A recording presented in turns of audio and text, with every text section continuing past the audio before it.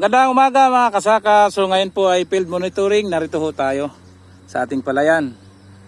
So papakita ko sa inyo mga kagri ang ito yung ating puno ng palayan natin. Makikita nyo po siya may bakas na may medyo itim-itim siya mga kagri. Oh. Yan o, sa ilalim mga kagri. Tingnan nyo. Yan po ang ating ilalim ng palay. Yan, silipin po ninyo mga kagri. So mayroon siyang parang itim. Itim po siya. Yan yung bakas ng kuha ng tubig natin nung pinatubigan. Yan no.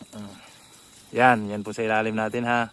Pasilip ko po sa inyo. Yan po yung puno ng ating palay.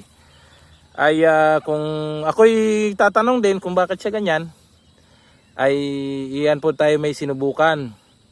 Sinubukan experiment po natin sa palay.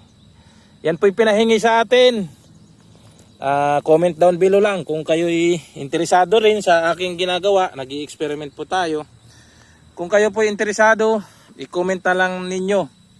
At isasabihin ko po sa inyo. Ito po yung walang spray. Wala pong spray yung ating palay. Ganyan po siya. Hindi po natin yan in-sprayhan ng kahit anong lason. Ayan po. So hanggang doon po yan sa dulo. Hindi lang natin natansya kung ilang sukat nito. Pero papasukat natin. Comment na lang po kung interesado kayo kung anong ginamit natin. Ayan po. Ako yung ka-agree, ikaw ang bida.